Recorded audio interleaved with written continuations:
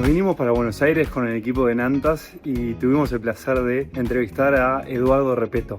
Eduardo es un veterano de la industria de gestores de inversión y la charla que tuvimos fue excelente.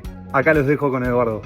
¿Se puede ganar al mercado invirtiendo en acciones? Pues depende de qué quieres decir con ganar. Lo que se puede hacer es formar portafolios que son mejores, que tienen menos costos, que tienen un foco en securities que tienen precios que son atractivos, y con eso se puede crear portafolios que tienen más que retornos que el mercado, más expected returns que el mercado. Eso es lo que hacemos en Avantis. Lo venimos haciendo ya por 5 años y ha sido con bastante éxito. Si tuvieses que decir cómo se diferencia Avantis de otras gestoras, ¿qué dirías?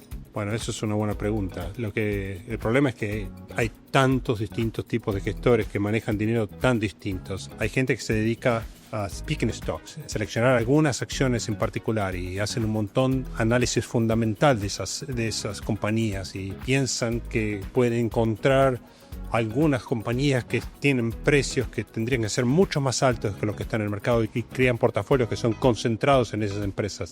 Eso en general no funciona. Terminan teniendo mucha concentración, muchos riesgos, terminan teniendo costos muy altos, pero hay mucho de eso.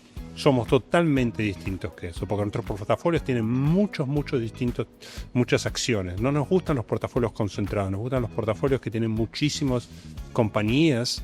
Y igual se pueden crear portafolios con muchas compañías que producen excesos de retornos, y eso es lo que nosotros hacemos. Es mejor que hacer un index fund. Los index funds son muy baratos, pero a veces las reglas que se usan para crear esos índices son un poco naive, le podemos pensar.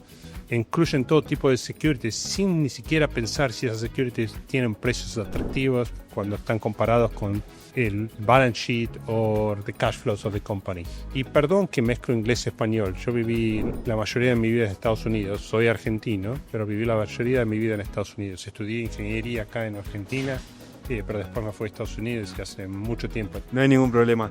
Y Eduardo, muchos inversores en Latinoamérica, hablando de esto de los index funds, invierten en el S&P. ¿Por qué dirías que es un error o qué beneficio pueden tener al invertir en una estrategia como la de Avantis? Yo nunca diría que invertir en el S&P es un error. Lo que diría es que hay oportunidades que son muy atractivas beyond the S&P. So there is an opportunity cost of just being in the S&P. S&P 500 es un portafolio de las compañías más grandes, las 500 compañías más grandes de Estados Unidos. Pero en el mercado de Estados Unidos tiene más de 3.000 compañías y comprar las 500 compañías más grandes deja muchas oportunidades que pueden ser muy productivas para el portafolio de alguien. Otro drawback. Sí, otra pérdida de oportunidad. Otra pérdida de oportunidad que tiene invertir en S&P 500, que S&P 500 elige 500 compañías y después cómo le pone ponderaciones, weights a cada compañía, depende de qué tan grande es la compañía. Los más grandes compañías toman más ponderación en higher allocation en S&P 500 y no hay ninguna consideración si el precio es atractivo o no. Eso es una compañía que el precio sube, hasta irrationally sube, tiene más peso en el S&P 500. Entonces eso no es lo que realmente nosotros hacemos. Nosotros cuando pensamos en compañías no nos limitamos a las 500 compañías más grandes. Invertimos en Estados Unidos, en Europa, en Asia, en developed markets, en emerging markets. Y lo que nos fijamos es cuál es el precio de las compañías cuando se compara con the balance sheet y cuando se compara con los cash flows de las compañías. Las compañías que a nosotros nos interesan son compañías que tienen buen balance sheet, buenos cash flows, pero el precio es bajo. Porque si el precio es bajo, el fundamental data, the balance sheet and the cash flows de la compañía son buenos, eso indica que hay una buena oportunidad, que el precio ha sido empujado para abajo, que the price has a big discount big discount rate embedded in that price. Y esos son higher returns, son buenos retornos en expectativa. Y Eduardo, pasando a lo práctico, muchos de nuestros oyentes van a ser uruguayos que tienen un tratamiento impositivo distinto cuando reciben dividendos. En este contexto, ¿podrías hablar de la diferencia de recibir un dividendo vía un US ETF contra el UCITS ETF?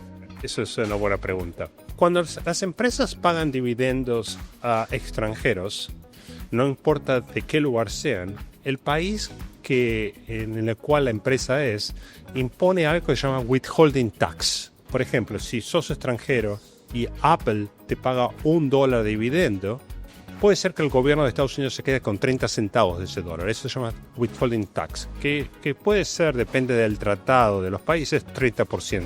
Me imagino que Uruguay no tiene tratado de impuestos, entonces 30%. Correcto. Entonces, en lugar de recibir $1, recibís 70 centavos. Entonces, si uno invierte en un fondo americano o en una compañía americana, está sujeto a eso withholding tax. No se reciben todos los beneficios del dividendo, se reciben partes de los beneficios. Si uno piensa en UCITS es básicamente como un fondo o un ETF, pero basado en Europa. En nuestro caso, tenemos fondos en Estados Unidos y fondos en Irlanda, basados en Europa, que son ETFs, entonces uno lo puede comprar en el mercado de Londres o en el mercado de Frankfurt. Entonces, de UCITS no tienen withholding tax. Y es más, los UCITS que nosotros tenemos, de share class, son accumulation shares, entonces no producen distribuciones. Todo el dinero se queda dentro del fondo y crece más rápido porque no hay dinero saliendo. Si alguien necesita dinero, vende shares y tiene más dinero. Entonces, we have accumulation classes that don't produce dividends. Eduardo, vos tenés 17 años trabajados en Dimensional y llevas casi 6 años trabajando en Avantis. ¿Podrías comentar cómo evolucionó la industria de asset management y gestoras y cómo la ves evolucionando de acá a 10 años? Esa es una buena pregunta. Lo que está diciendo es que soy muy viejo y he estado mucho tiempo en la industria, y que es verdad. Las cosas han cambiado para bien, en mi modo de ver. Los costos de inversión han ido bajando muchísimo. Hace 30 años uno pagaba por el S&P 500 mucho más de lo que paga ahora. Los costos son performance drag. Lo menor los costos, lo mejor que es para el inversor, si la estrategia en la que invierten es buena. Hay mucha más transparencia, hay mejores servicios de plataformas o custodians. La industria ha mejorado muchísimo. Lo otro que ha pasado es que en el tema de asesoramiento de inversores, financial advisors, como son ustedes, han crecido en importancia. Antes era todo commission based. Entonces, si alguien compraba algo, el broker o el advisor le cobraba una comisión muy grande. Ahora eso ya ha disminuido muchísimo en Estados Unidos y en Europa y eso ya se está extendiendo alrededor del mundo, porque en general lo que está pasando es que la gente cobra por el servicio que prestan, no por hacer un commission en un trading.